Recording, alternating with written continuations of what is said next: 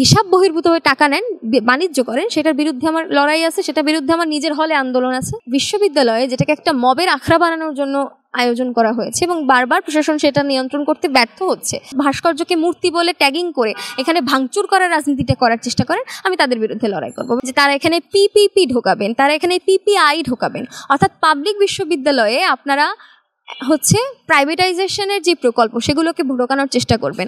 দর্শক, স্বাগত জানাচ্ছি খবর সংযোগ থেকে। ডাকসু নির্বাচন নিয়ে থাকছে আজকের আলোচনা। আমার সঙ্গে আছেন অদিতি, জানবো তার কাছে ডাকসু নির্বাচন সম্পর্কে। অদিতি, আপনি কেমন আছেন? জি, আমি ভালো আছি, আপনি ভালো আছেন? জি, আমি ভালো আছি। এই যে ডাকসু নির্বাচন হচ্ছে, বেশ কিছুদিন পরে ডাকসু নির্বাচন হচ্ছে, এই বিষয়টা আসলে কেমন লাগছে?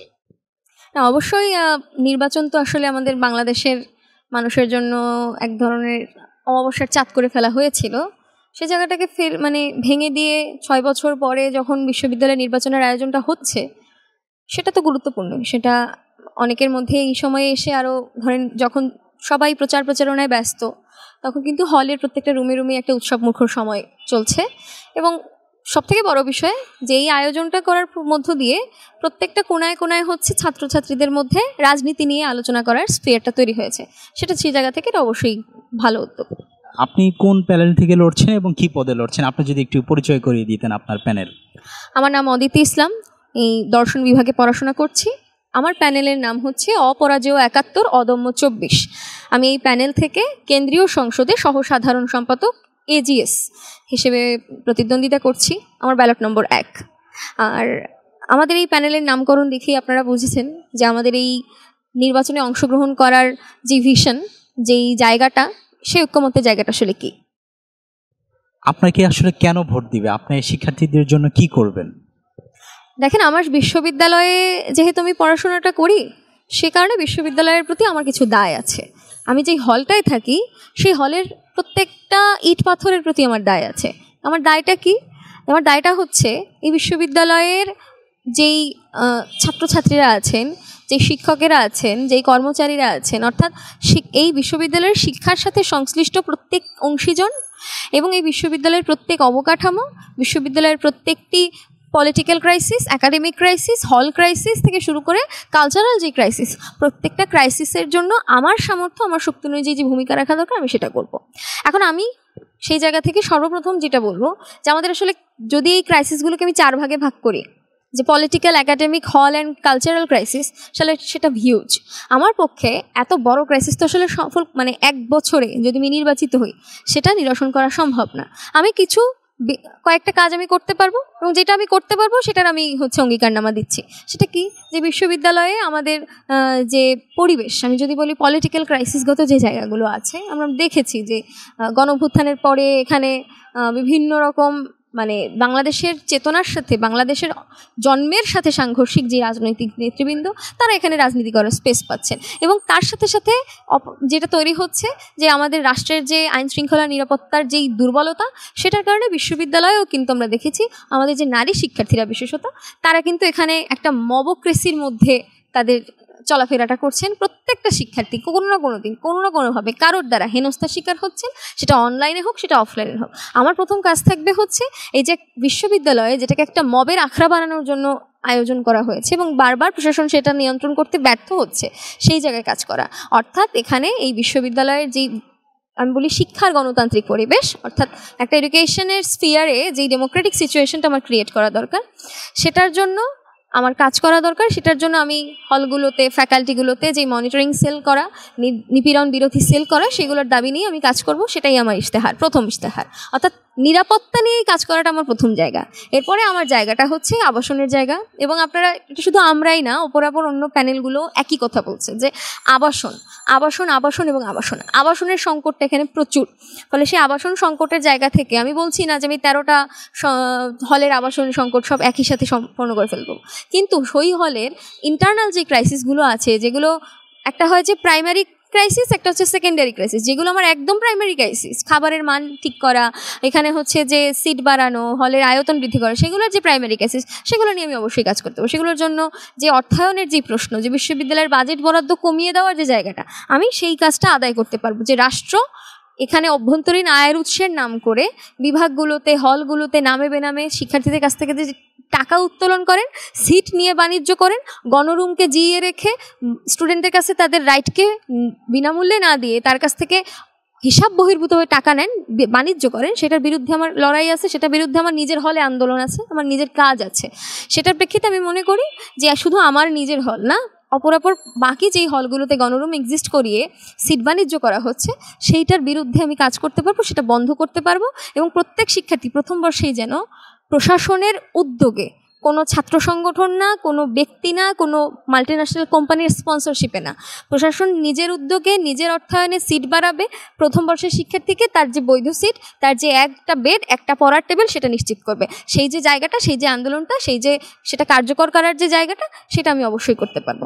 আমার প্রথমত এই দুইটা নিয়ে একদম বেসিক কাজ করার জায়গাটা আছে। আমি যদি বলি আর একটা বিষয় আমি একটু বলতে চাই যে গণ অভ্যুত্থানের পরে আমাদের যে স্বাধীনতা সংগ্রাম ভাস্কর্য, সেই সময় সেগুলোকে ভেঙে ফেলা হয়েছে।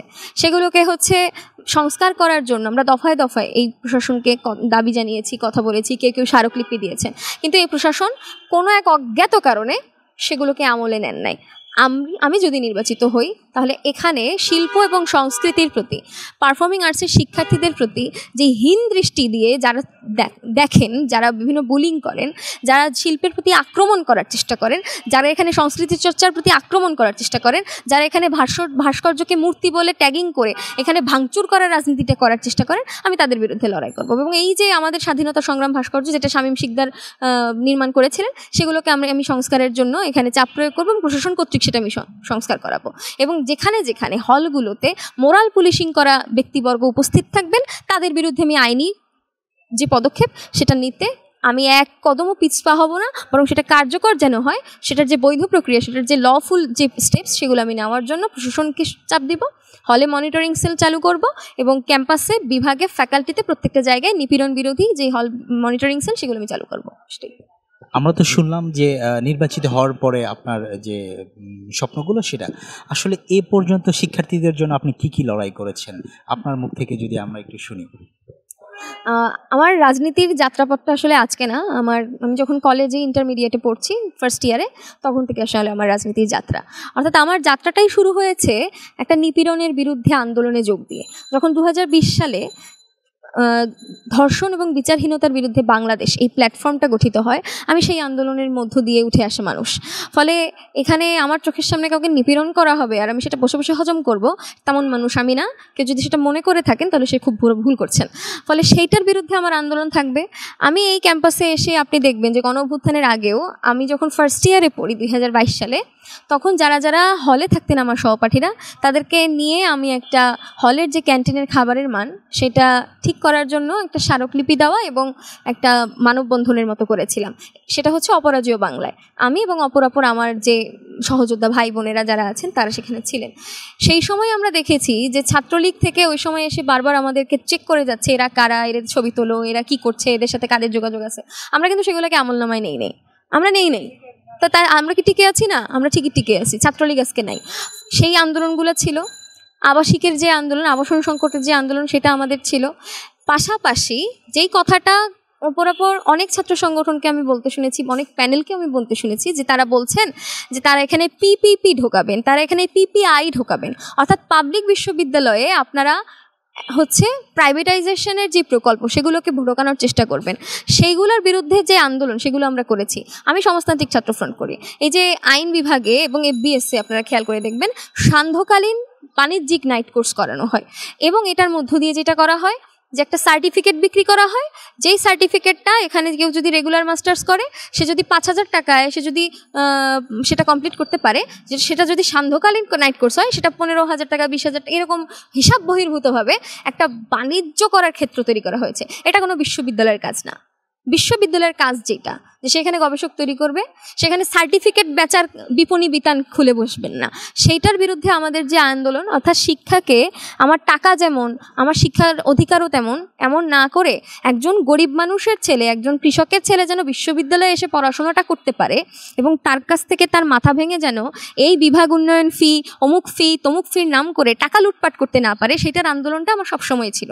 অর্থাৎ শিক্ষার বাণিজ্যিকীকরণ বিরোধী আন্দোলন, শিক্ষার সাম্প্রদায়িকীকরণের যে বিরুদ্ধে যে আন্দোলন, সেই আন্দোলনগুলো আমরা সবসময় করেছি, সেই আন্দোলন আমরা এখনও করেছি। এবং আমরা একটা স্লোগানও দিই যে শিক্ষার আর্থিক দায়িত্ব রাষ্ট্রের, শিক্ষার আর্থিক দায়িত্ব কোনো মাল্টিন্যাশনাল কোম্পানির না, কোনো কর্পোরেট কোম্পানির না, কোনো ছাত্র সংগঠন না, কোনো হচ্ছে ব্যক্তিবর্গের না, সেটা রাষ্ট্রের দায়িত্ব, রাষ্ট্র সেখানে পালন করবে। সেটা নিয়ে আমার আন্দোলন আছে।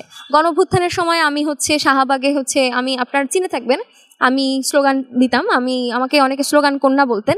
আমার নাম আমি হচ্ছে সেই অদিতি। এবং গণ অভ্যুত্থানে হলগুলো থেকে, বিশেষ করে আমি বাংলাদেশ কৈতমৈত্রী হলে থাকি, সেখানে মেয়েদেরকে এক করে নিয়ে আসার যে জায়গাটা, সেখানে আমার যতটুকু সম্ভব ছিল আমি তাদেরকে একসাথে নিয়ে আসার চেষ্টা করেছি। স্লোগান দিয়ে দিয়ে হচ্ছে আমরা এখানে জমায়েত করে, এই লাইব্রেরিতেই হচ্ছে আমরা জমায়েত হয়েছি। সেই জায়গাগুলো, অর্থাৎ আন্দোলনকে সংগঠিত করার যে জায়গাটা, সেটা আমার সবসময় ছিল। আমি 15 তারিখে আহতও হয়েছি। আমার বাম পাশে হচ্ছে ছাত্রলীগ আমাকে আহত করে, ইট মেরে মাথা ফেটে যায়। এবং তারপরেও দেখা গেছে কারফিউ ভেঙে গিয়ে বা সেনাবাহিনীর যেই সেই চেকিং পয়েন্টগুলোকে আমি অতিক্রম করে আমার মাথায় আমি একটা পাগড়ি পেঁচিয়ে নিতাম যাতে কেউ বুঝতে না পারে আমি আহত হয়েছি। সেগুলো করেও কিন্তু আমরা হচ্ছে যারা ছিলাম এই গণঅভ্যুত্থানে হচ্ছে যে কারফিউ ব্রেক করে মুভমেন্ট করা, সেগুলো আমরা করেছি। গণঅভ্যুত্থানের পরে যে আসিয়ার মুভমেন্ট, আসিয়ার জন্য যে বিচারের মুভমেন্ট, সেটা আমরা করেছি। এবং আপনারা জানবেন যে ক্যাম্পাসে আমাদের যে নারী শিক্ষার্থীকে হেনস্থা করা হয়েছিল, মোস্তাফা আসিফ অর্ণব নামে একজন নারী হেনস্থাকারী, তার বিরুদ্ধে যদি কেউ কথা বলে সেটা হচ্ছে আমরা। তার বিরুদ্ধে যদি কেউ ওই আসিফের জন্য বিচার হয় সেটার জন্য যদি কেউ কথা বলে, সাম্যর যে হত্যাকাণ্ড সেটার বিচারের দাবি যদি কেউ করে, তোফাজ্জলের যে হত্যাকাণ্ড, যেটা আমাদের দুঃখজনকভাবে আমার বিশ্ববিদ্যালয়ের আমার সহপাঠীরা করেছেন, সেটা আমার সহপাঠী বলে আমি সেখানে কোনো নেপোটিজম করিনি, সেটার বিরুদ্ধে আমি বিচার চাইছি। সেই জায়গাগুলো আমাদের সবসময় ছিল এবং এখনও আছে, থাকবে। সর্বশেষ ভোটারদের উদ্দেশ্যে কি বলার আছে? ভোটারদের উদ্দেশ্যে তো অবশ্যই বলার আছে যে আমি সেই রাজনীতি করি না যে রাজনীতি মনে করে আমার দেশের জনগণ হচ্ছে বোকা আর বিশ্ববিদ্যালয়ের ছেলেমেয়েরা হচ্ছে কুপমণ্ডুক। বরং আমি বিশ্বাস করি যে প্রত্যেকটি মানুষ, বাংলাদেশের প্রত্যেকটি প্রাপ্তবয়স্ক ব্যক্তি, কর্মক্ষম ব্যক্তি, যুবক, তরুণ যারা আছেন, তাদের নিজেদের বিচার বিবেচনার ক্ষমতা আছে। আমি মানুষের সেই স্বাধীন বিচার বিবেচনার ক্ষমতাকে বিশ্বাস করি। এবং আমি মনে করি যে তারা যারা ভোট দিবেন তারা অবশ্যই বিচার করবেন কাকে ভোট দেওয়া উচিত, কাকে ভোট দেওয়া উচিত না, কোন মতাদর্শের মানুষ এখানে আসতে পারে, কোন মতাদর্শের মানুষ এখানে আসতে পারে না, কে বিশ্ববিদ্যালয়ের ইতিহাসকে কলুষিত করে নির্বাচনে অংশগ্রহণ করছে, আর কে বিশ্ববিদ্যালয়ের সেই ইতিহাসকে সমুন্নত রেখে বিশ্ববিদ্যালয়কে নিরাপদ ক্যাম্পাস বানানোর আন্দোলন করছে।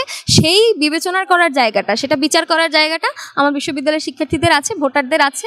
আমি তাদের উপরে আস্থাশীল, ভরসা করি এবং সেটা তারাই নির্ধারণ করুক 9 সেপ্টেম্বর উত্তরটা কার পক্ষে যাবে সেটাই। ধন্যবাদ আপনাকে খবর সংযোগে সময় দেওয়ার জন্য।